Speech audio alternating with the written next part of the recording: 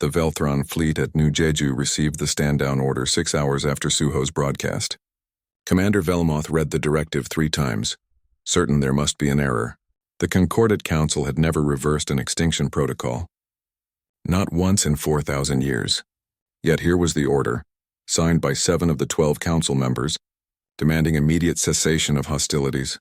All ships hold fire, Velmoth commanded, his voice harmonics carrying confusion and something that might have been relief. Await further instructions. On the surface of New Jeju, Colonel Shin watched the alien fleet's weapons power down. She had been preparing for a final stand, expecting to die defending the ruins of the colony. Now inexplicably the shooting had stopped.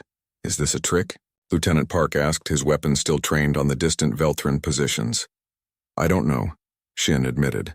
But if it is, we're too exhausted to do much about it anyway.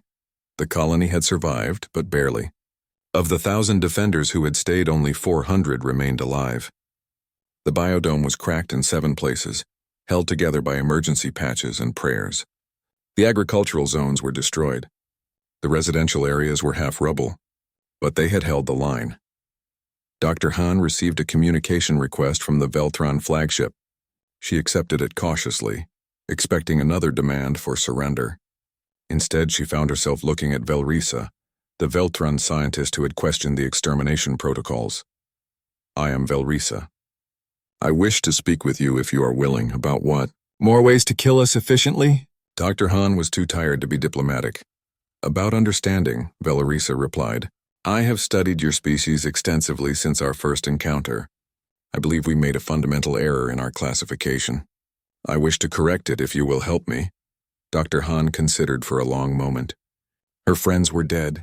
Her colony was destroyed. She had every reason to hate the Velthrons. But she was a scientist first, and a scientist's job was to seek truth even when truth was painful. What do you want to know? Everything, Velrisa said simply. On Earth, President Kim stood in the memorial garden where the names of those who died at New Jeju were being carved into black stone.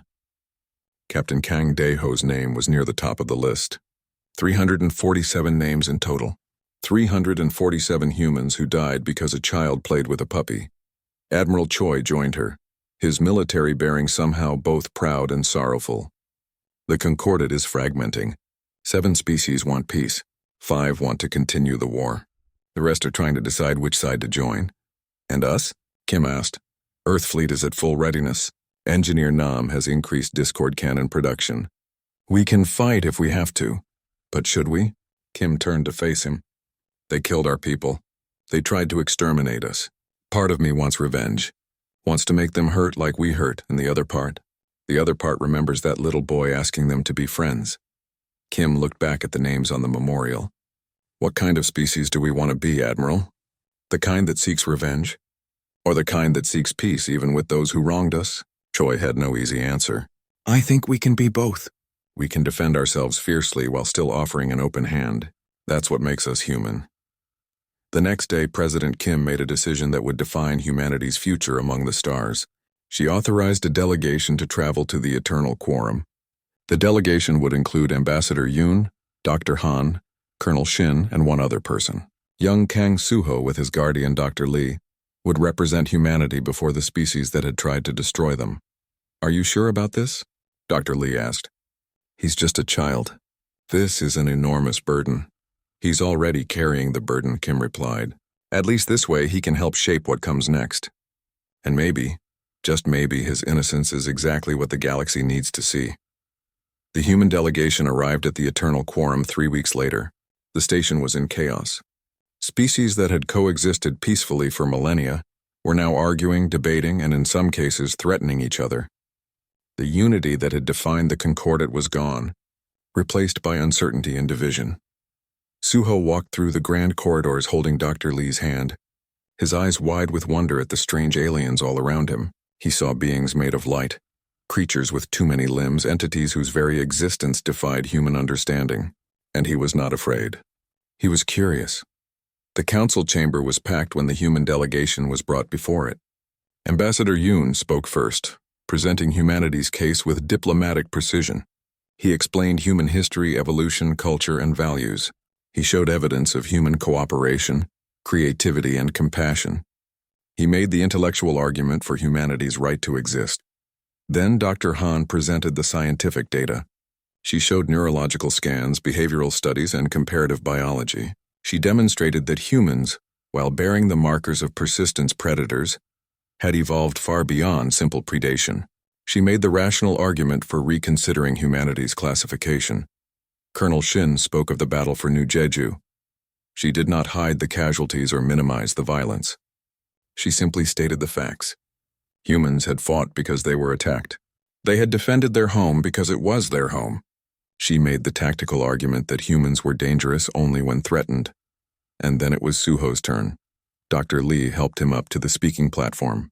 The 5-year-old looked tiny before the assembled representatives of 12 different civilizations.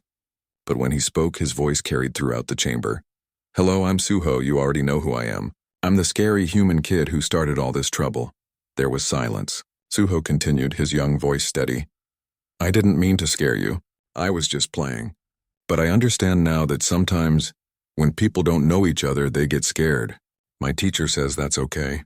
Being scared is normal. But staying scared when you could learn instead, that's a choice." He pulled out a small picture from his pocket. It was a drawing, clearly done by a child's hand, showing stick figures of humans and Velthrons holding hands under a sun and stars.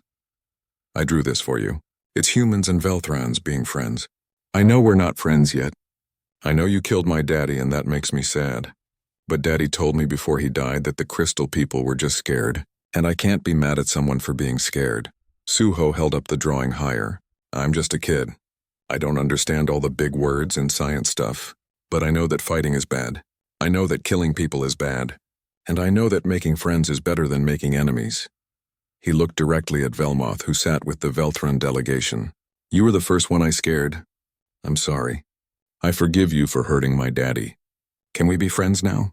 Velmoth felt something crack inside his crystalline form. This small being, this apex predator that should have been eliminated for the safety of the galaxy, was apologizing to him, forgiving him, offering friendship. What kind of predator forgives those who tried to kill it? The answer was obvious. No predator does that. Only people do that. Velmoth rose from his seat, his movements causing his species' traditional chiming sounds.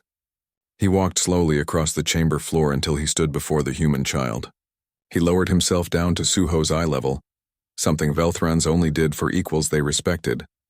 "I accept your apology, young Suho, and I offer mine in return. We were wrong about your species, wrong about you, and I'm sorry for your loss." He carefully took the drawing from Suho's hand. "I will keep this. I will place it in our historical archives, so that all Velthrons remember the day we learned to see beyond our fear." The council chamber erupted, not in argument this time, but in discussion. The 5 species who had wanted to continue the war found their position indefensible. How could they exterminate a species whose children apologized to their enemies? How could they justify destroying beings who offered friendship to those who tried to kill them? Over the next 3 days, the Concordat formally dissolved. In its place, a new organization was proposed. The Galactic Assembly of Sovereign Worlds would be founded on principles of understanding, not preemptive judgment. Of cooperation, not classification. Of learning to see beyond fear. Humanity was offered a founding seat, equal to the species that had nearly destroyed them. 6 months later, New Jeju colony was being rebuilt. Veltron engineers worked alongside human construction crews, using their technology to restore what their weapons had destroyed. It was not reparations, Velrisa explained. It was simply the right thing to do. Dr. Han and Velrisa had become friends, spending long hours comparing notes on xenobiology and discussing the philosophical implications of their respective species' evolutionary paths. Velrisa had taken up residence on Earth, becoming the first non-human to live among humanity full-time. "Your species is extraordinary," Velrisa told Dr. Han one evening as they watched the sunset from the rebuilt biodome. "Not because you are predators, but because you chose to be something more." "We're still learning," Dr. Han admitted. "We're not perfect. We make mistakes. We hurt each other sometimes. All species do. But you also forgive. You also reach out to those who fear you. These are not predator traits. These are human traits." On Earth, in a park near the Memorial Garden, young Suho played with Biol. The emergency meeting room on Earth was crowded with faces appearing on holographic screens from across the solar system. President Kim Yuna sat at the head of the table, her expression carved from stone. Admiral Choi Bora stood beside her, military uniform crisp and decorated with service ribbons from humanity's expansion into space. "Show me the transmission again," President Kim said. The recording played, young Suho laughing, Pyeol barking, the Velthron's panicked retreat, then the cold declaration that followed, branding humanity as an extinction-level threat. When it ended, silence filled the room. "They gave us 72 hours, Admiral Choi reported. After that, they demand we abandon all 3 colony worlds and return every human to Earth. Earth itself will be quarantined. No ships in or out forever." "That's insane," someone objected from one of the screens. "We've done nothing to them." A child was playing. "How can they condemn an entire species for that?" Ambassador Yoon, joining from New Jeju Colony via Quantum Link, spoke up. "I've been researching their history through our databases. The Velthran Concordat is not just one species. It's a coalition of 12 different alien civilizations. They've maintained peace in their region of space for 4,000 years. How? President Kim asked. By eliminating threats before they can grow. Yoon answered quietly. 3,000 years ago, according to what we've pieced together, a species called the Voru nearly destroyed all of them. The Voru were apex predators who hunted entire civilizations for sport. After the Concordat finally defeated them, they created protocols, strict biological classification systems. Any species showing predatory traits is either contained or eliminated. Dr. Han appeared on another screen from her lab on New Jeju. "I've analyzed the biological scans they took of Suho and, by all, they weren't just scanning for physical traits. They were measuring adrenaline responses, tracking eye movement patterns, analyzing how we bond with other species. Everything about us screams predator to them." "But we are predators," Admiral Choi said bluntly. "Our ancestors hunted. We have forward-facing eyes for tracking prey. We can run for hours, wearing down faster animals until they collapse. These aren't lies. These are facts about human evolution. The difference is we evolved beyond simple predation," Dr. Han countered. "We developed empathy, cooperation, civilization. But the Velthrans can't see that. Their scanners can't measure compassion or peaceful intent. They only see the biological markers." President Kim rubbed her temples. "What about diplomacy? Can we talk to them?" "I've been trying for 3 days," Yoon said. "They refuse all communication beyond repeating their demand. Abandon the colonies or face extinction." On New Jeju, Captain Kang Dae-ho watched the transmission from his quarters. Suho was asleep in the next room, unaware that the galaxy had declared him a monster. Dae-ho had spent the last 72 hours organizing civilian evacuations while trying to process the absurdity of it all. His son played with a puppy and now humanity faced extinction. A message popped up on his personal comm. It was from Admiral Choi, marked urgent and private. "Dae-ho, I need you to make a choice. Earth is preparing evacuation ships, but they won't reach you in time if the Concordat follows through on their threat. You need to decide whether to comply or resist. This is not an order. This is a question from one officer to another." Dae-ho typed his response with steady fingers. "I will not teach my son that being human is something to hide or be ashamed of. If they want to exterminate us for being what we are, then they'll have to prove they're better than the monsters they claim to fear. We stay, we defend our home." The response came back quickly. "Understood. Earth stands with you. If you fight, we all fight." 2 days later, the Velthran Concordat broadcast a new message. This time it was not directed at humanity alone. They sent it across all known communication channels, in every language of every species humanity had encountered. The species known as humans have refused peaceful containment. They demonstrate the same aggressive territorial behavior as the Voru before them. For the safety of all galactic civilization, the Concordat has authorized Sterilization Fleet Theta to remove the threat. This action is taken with regret but with certainty. History must not repeat itself. On Earth, engineer Nam Taeyang worked around the clock in the military research facility buried beneath Seoul. He was young, barely 30, but his mind worked in ways that consistently surprised his superiors. Now he stood before a prototype weapon system that might give humanity a fighting chance. "It's not elegant," he explained to Admiral Choi via video link, "but we've analyzed the data from our brief encounter with Velthran technology. Their ships use harmonic shield systems, everything synchronized to specific frequencies. It makes them incredibly efficient and, Choi prompted, and it makes them vulnerable to chaos.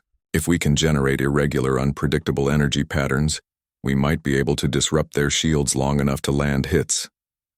Can you weaponize this? Already done. I'm calling it the Discord cannon. It fires a beam that constantly shifts frequency and intensity. Random, chaotic. Everything the Velthrons are not. Choi smiled grimly. How many can you build in 3 weeks? Give me the resources, and I'll give you 50. On New Jeju, the evacuation was complete except for those who chose to stay. Nearly 3,000 colonists had boarded transport ships bound for Earth. Those who remained numbered just over 1,000. Soldiers, volunteers, and people who simply refused to abandon their home. Colonel Shin Yoonji, a veteran of Earth's military who had retired to colony life, came out of retirement to organize the defense. She walked through the corridors of the Harmony's Rest, checking weapon placements and reviewing tactical maps with Lieutenant Park. They have 47 capital ships, Park reported. Thousands of strike craft, kinetic bombardment platforms that could crack this colony dome like an egg. And we have mining equipment, 3 defense satellites, and a lot of angry humans, Shin replied. What's your point? Park almost smiled. Just making sure you understand the odds, Colonel. I understand that if we roll over and die, we prove them right. We prove we're not worth saving. My daughter is on one of those evacuation ships heading to Earth. I want her to grow up in a galaxy that doesn't hunt children for playing with puppies. In his quarters, Captain Daeho sat with Suho on his lap. The boy was crying, not understanding why he had to leave his father behind. Daddy, why can't I stay with you? Because you need to go somewhere safe, buddy. But I promise, when this is over, I'll come find you. Is it because I scared the crystal people? Daeho held his son tighter. No, you didn't do anything wrong. The crystal people are scared because they don't understand us yet. But they will. I'll make sure they do. Dr. Lee Gina, a child psychologist assigned to the evacuation ships, gently took Suho's hand. Come on, Suho. Your dad has important work to do. But he loves you very much. Suho hugged his father one last time, then left with Dr. Lee. Daeho watched them go, feeling something inside him harden. The Velthrons were about to learn something important about humans. They were about to learn what happens when you threaten a parent's child. The sterilization fleet arrived exactly on schedule.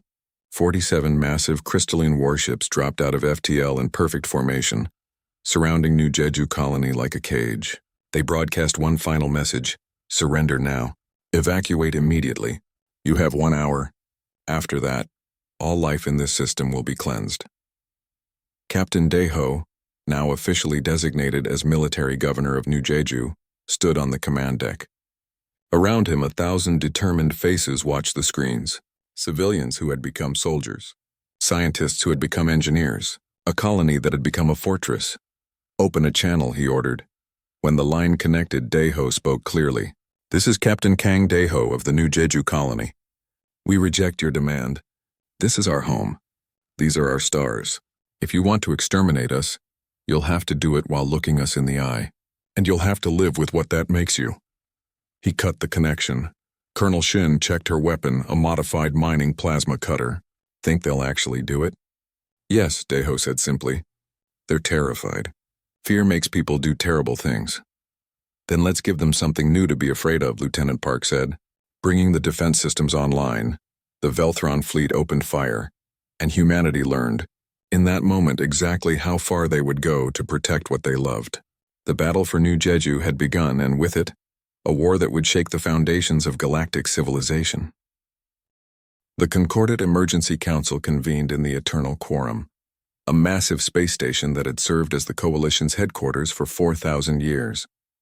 Representatives from all 12 member species gathered in the Grand Chamber, their forms as varied as the stars themselves.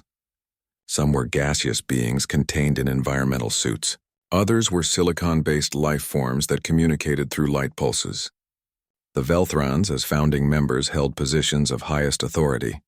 Velmoth stood before them, his crystalline form dimmed with what might have been shame or confusion. The holographic display behind him showed the battle statistics from New Jeju. 9 capital ships destroyed or disabled. 4,000 Concordat soldiers dead, and the human colony against all probability still standing. How is this possible? Demanded Kreltak. A representative from the Merzan species whose segmented exoskeleton rattled with agitation. They are a primitive species. 200 years from their home planet to space travel. They should have been eliminated in days. They do not fight as we anticipated, Velmoth admitted. They use chaos as a weapon. Unpredictability. Sacrifice. They fight with emotions that we cannot quantify or counter. Emotions are weakness, Kreltak insisted. Predators rely on instinct and aggression. These humans demonstrate both, but another voice interrupted. It belonged to Velrisa, a Velthron scientist who had been reviewing all data from the human encounters. She had not been part of the original contact team, and her perspective was unclouded by the panic that had driven initial decisions. I disagree, Velrisa said, her voice creating harmonics of uncertainty. I have studied the recordings extensively. What we interpret as hunting behavior may be something else entirely, something we have not encountered before. Explain, the council leader commanded. Velrisa activated new holographic displays. They showed Suho playing with Biol, but now with detailed biological analysis overlaid. We detected elevated adrenaline and heightened neural activity. We classified this as predatory excitement, but look at the neural patterns more closely. These match what humans call joy, happiness. The child was not hunting. He was playing. Playing prepares young predators for hunting, Kreltak argued. Does it? Velrisa challenged. Or does it prepare social species for cooperation? Watch how the child interacts with the canine creature. He could harm it easily, but he is gentle, protective. When the canine stumbles, the child shows concern. This is not dominance. This is affection. The council chamber fell silent. For 4,000 years, their classification protocols had been absolute, clear, simple. But now a young scientist was suggesting they had made a fundamental error. What of their combat performance? Another council member asked. They fight with the ferocity we expect from apex predators. They fight with the desperation of parents protecting their young, Velrisa corrected. There is a difference. Predators fight to hunt. Humans at New Jeju fight to survive, to protect. Every tactical decision they make prioritizes defense over aggression. They could have launched attacks on our supply lines, our support vessels. Instead, they fortify their position and only strike when directly threatened. On Earth, President Kim Yuna addressed a planet united in fear and determination. The news from New Jeju had reached every corner of humanity's 3 worlds.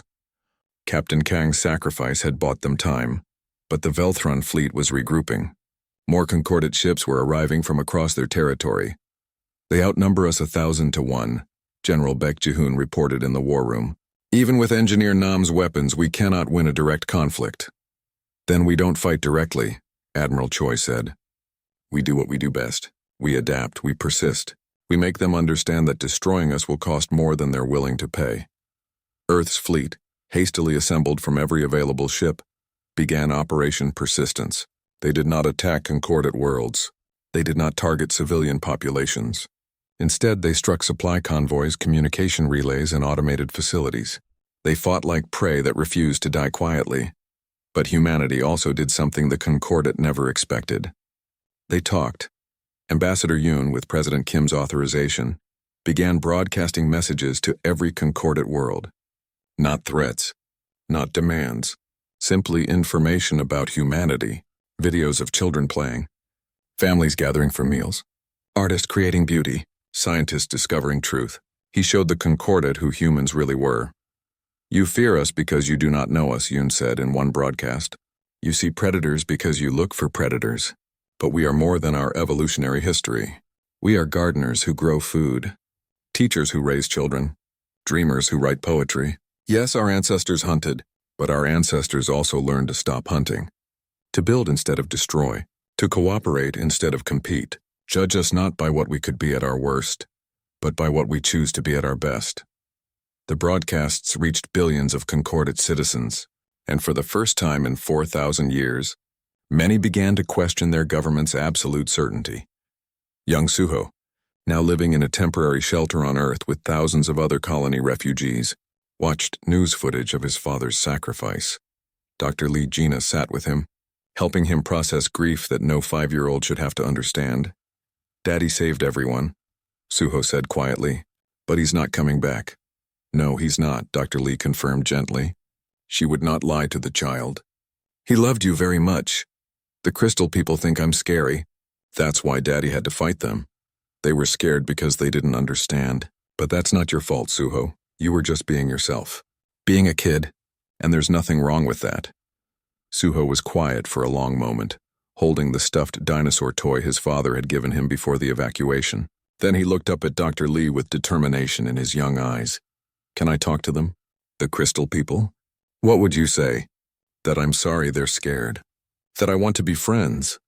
Dr. Lee felt something break and heal simultaneously in her heart. This child, who had lost his father because of alien fear and misunderstanding, wanted to apologize to his father's killers.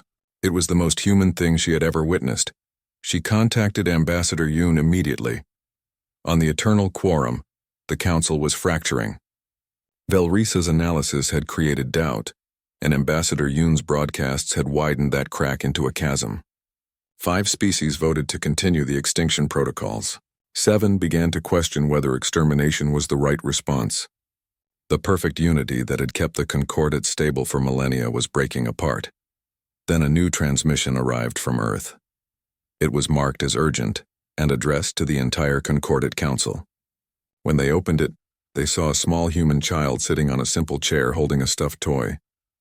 Hello, Suho began, his voice uncertain but brave.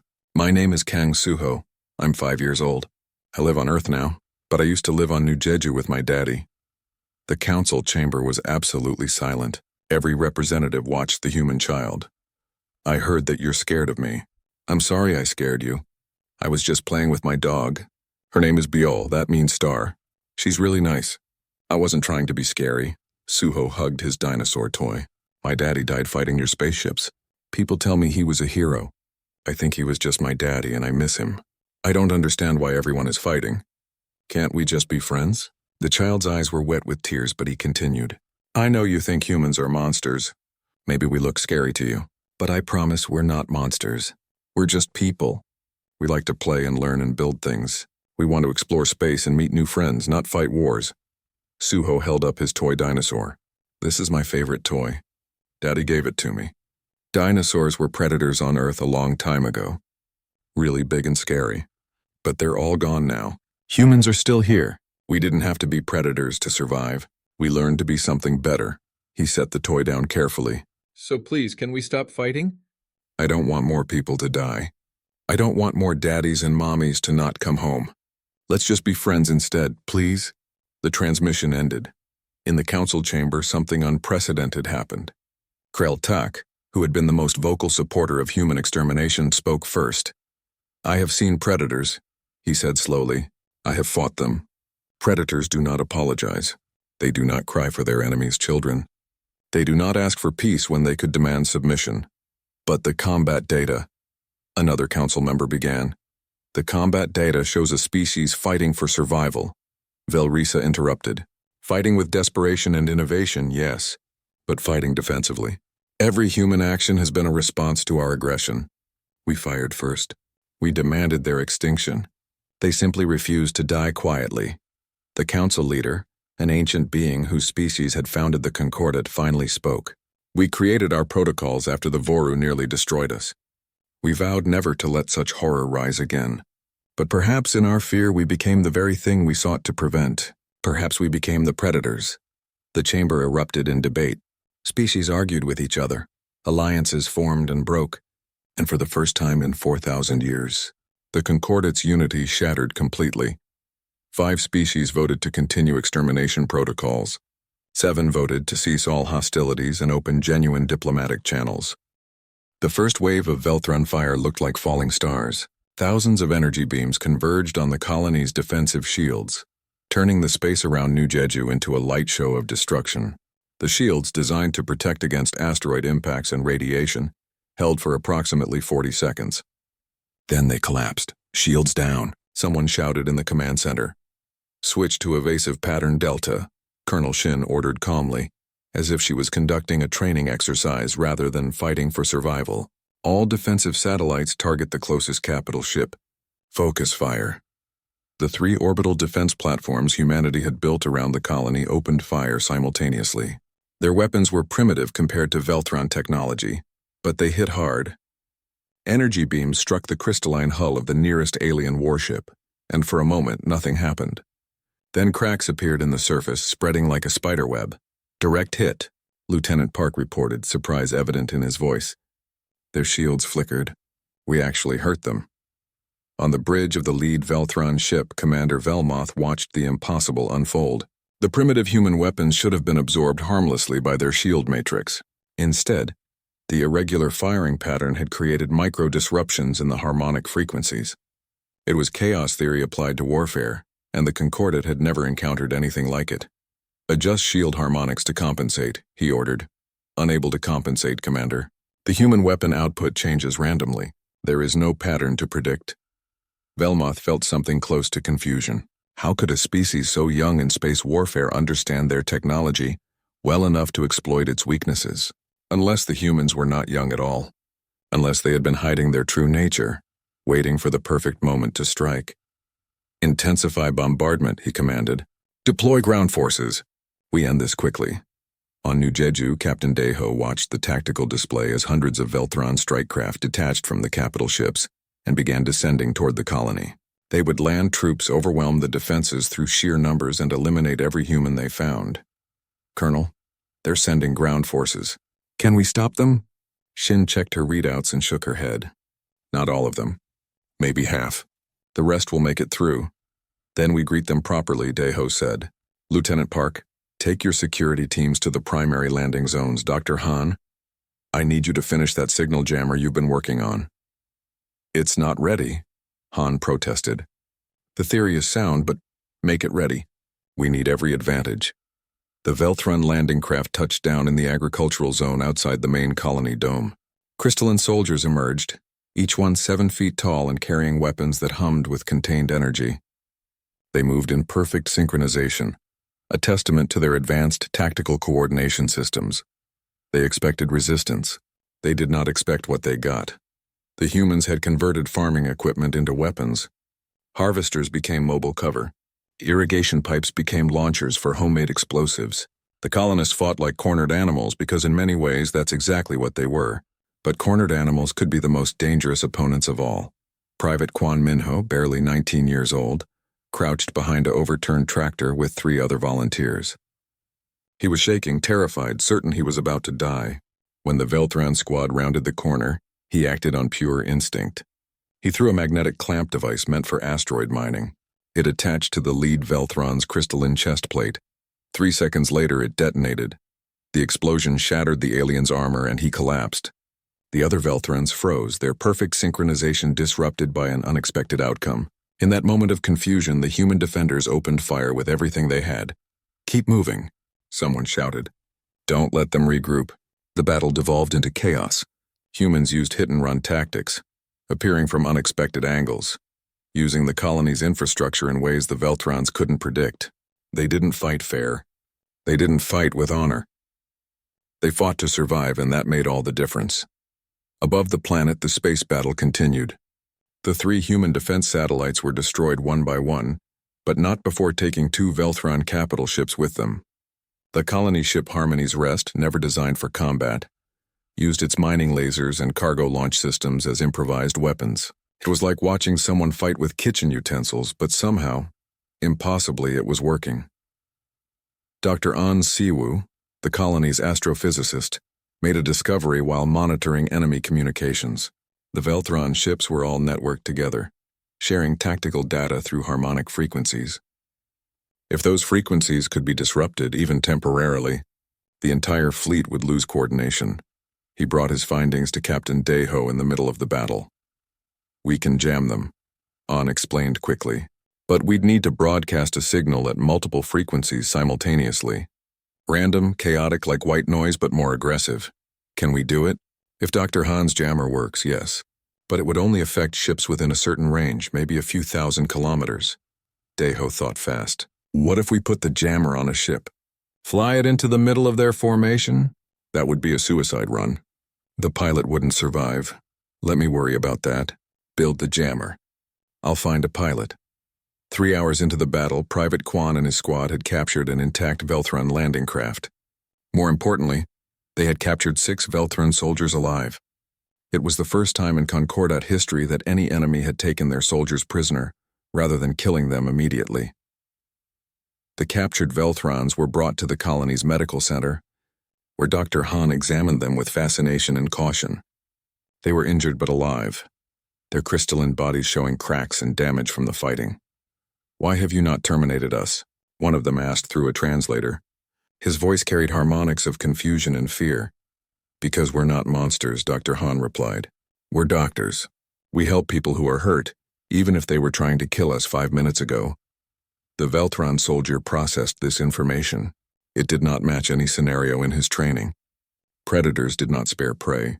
Hunters did not heal the hunted.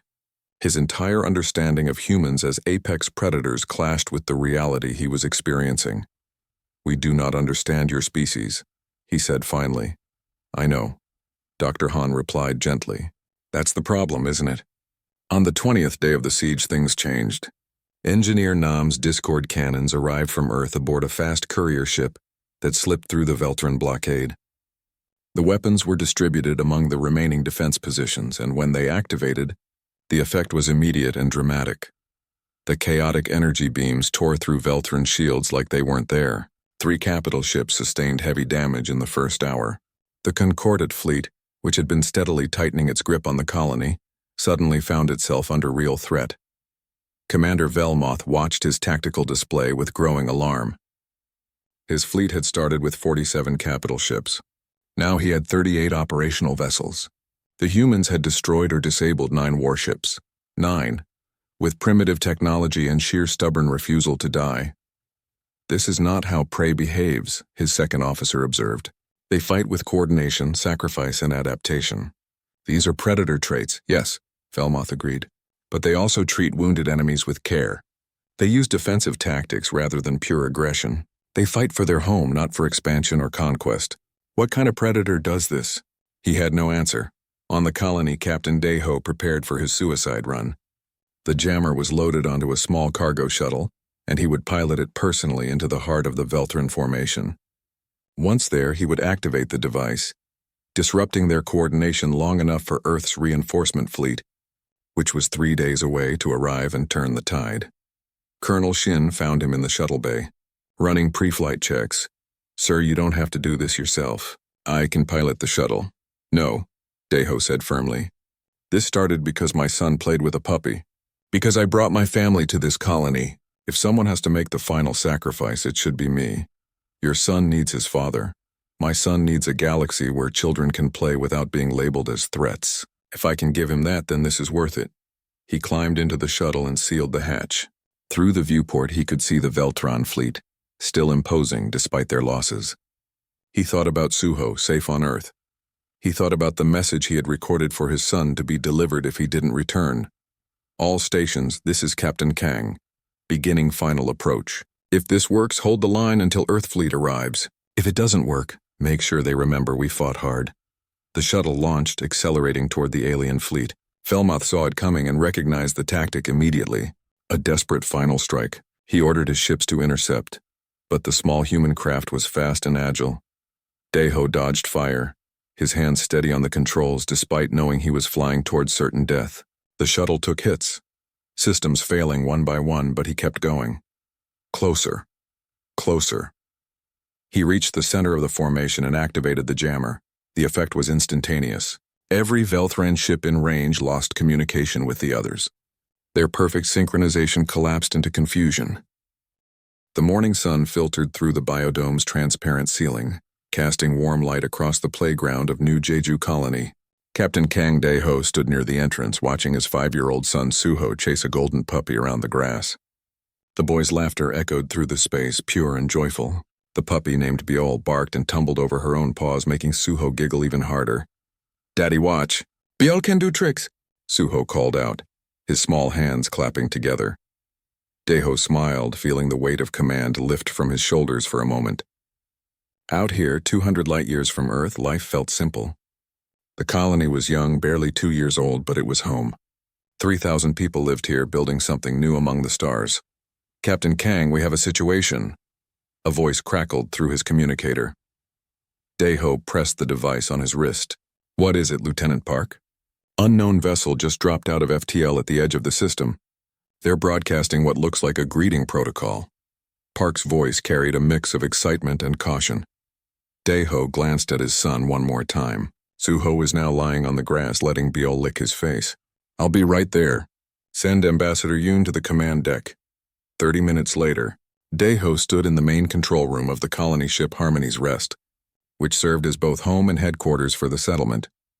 Dr. Han Mi-sun, the colony's chief scientist, was already analyzing the data streaming across multiple screens. They're definitely alien, she said, her fingers flying across the holographic interface. The ship design is nothing like ours. Crystalline structures, energy signatures we've never seen before. Ambassador Yoon Hyok, an older man with silver hair and calm eyes, joined them. Have they responded to our greetings? Yes, Lieutenant Park Ji-won replied from the communication station. They call themselves the Veltron Concordat. They're asking permission to send a diplomatic team aboard our ship. Daeho exchanged glances with the ambassador. First contact with a new alien species. Humanity had encountered 3 other civilizations since developing faster-than-light travel, but each meeting carried enormous weight. One wrong move could mean war or isolation. Grant them permission, Yoon said, but standard security protocols. No weapons on either side. The Veltron ship was beautiful. Through the viewports, Daeho could see it hanging in space like a massive crystal sculpture, refracting starlight into rainbow patterns. A small shuttle detached and headed toward the Harmony's Rest. An hour later, 3 Velthrons stood in the main meeting room. They were tall, nearly 7 feet, with skin that looked like polished crystal reflecting soft blue light from within. They moved with fluid grace, and when they spoke, their voices created harmonic sounds that the translation computer struggled to interpret properly. We are explorers, the lead Veltron said through the translator. His name came through as Velmoth. We map new regions of space. We did not know humans had reached this sector.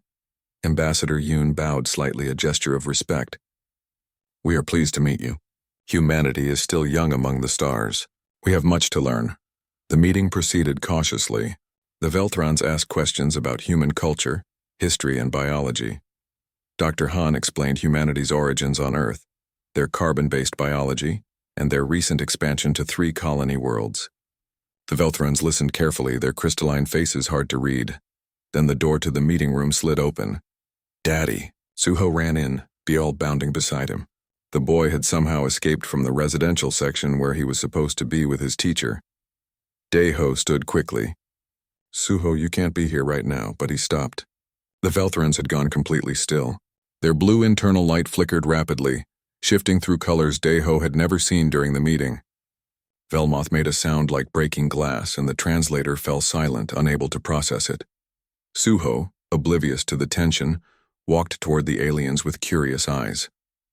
Wow, you look like the crystals in my science book. Are you really aliens? Biol, look at the aliens. The puppy barked, tail wagging. One of the Veltrons moved backwards so fast it seemed to teleport. Velmoth raised what might have been a hand in a stopping gesture. His voice, when it came through the translator again, was sharp and cold. Classification required. Biological scan authorized. A beam of soft light swept over Suho and Biol. The boy laughed, thinking it was a game. He made a playful roaring sound imitating the dinosaurs from his picture books and pretended to chase Biol around the room. The Velthron's lights turned bright red. Velmoth, what's wrong? Ambassador Yoon stepped forward, hands raised peacefully. Apex predators, Velmoth said. The translator made his voice sound flat, emotionless. Forward-facing eyes. Pursuit locomotion. Pack bonding. Threat display behaviors. Classification match confirmed. What? He's just a child playing with a pet, Dr. Han said quickly. There's no threat here. Your biology matches the extinct ones from our historical records. Another Veltron spoke. 3,000 years ago, they consumed 12 worlds before we stopped them. The patterns are identical. Persistence hunters. Endurance predators. Emotional manipulation through social bonds. Daeho felt ice in his stomach. You're misunderstanding. Humans are peaceful. Your young one displays hunting behavior. The subordinate pack member responds to dominant signals. You show protective aggression. These are the signs. Velmoth turned toward the door. We must leave. We must report this. Wait, Yoon called out. Let us explain. We can show you. But the Velthrons were already moving toward their shuttle. Within minutes, they were gone. Their ship activated its FTL drive and vanished, leaving the Harmonies rest in stunned silence. Suho looked up at his father, confusion in his young eyes. "Did I do something wrong, Daddy?" Daeho picked up his son, holding him close. "No, buddy. You didn't do anything wrong." But he knew the truth was more complicated. He carried Suho back to the residential area, his mind racing. Lieutenant Park appeared beside him, face grim. "Captain, we're picking up a wideband transmission from their ship. It's being broadcast across multiple star systems." "What does it say?" Park handed him a datapad. The translated message made Daeho's blood run cold. Classification: Apex Predator Species. Location: confirmed. Threat assessment: extinction level event. Recommendation: immediate containment protocols. Concorded Emergency Council summoned. All member species notified. Dr. Han joined them, reading the message over his shoulder. "They think we're monsters," she whispered. "They think your son is a monster." Daeho looked down at Suho, who had fallen asleep against his shoulder, exhausted from playing. The boy's small hand clutched his father's uniform. They all trotted behind them, panting happily. "Get me a direct line to Earth Command," Daeho said quietly. "We need to warn them. If the Velthrons are part of a larger coalition, and they see humanity as a threat..." He didn't finish the sentence. He didn't need to. Everyone understood. First Contact had just turned into something far more dangerous, and it had all started because a little boy wanted to show aliens his puppy. In the command center, alarms began to sound. More ships were appearing at the edge of the system. Not Velthron ships. Dozens of different designs, all moving into formation. The Concordat was responding fast. Too fast. Ambassador Yoon stood at the viewport watching the alien fleet assemble. "They've done this before," he said softly. "This is a protocol they've practiced. They find a species they consider dangerous. And they eliminate the threat," Lieutenant Park finished. Daeho held his son tighter, feeling the weight of what was coming. War. Because a child played. Because humans laughed and chased and loved their pets. Because somewhere in their past the Velthrons had learned to fear species like humanity. And that fear had become absolute law. "Send the message to Earth," Daeho ordered. "Tell them what's happened. Tell them to prepare for the worst." On the view screen, the alien fleet continued to grow, ship after ship emerging from FTL. They surrounded the colony like a noose tightening, and somewhere among those ships decisions were being made about the future of the entire human race, all because a cub had triggered ancient fears.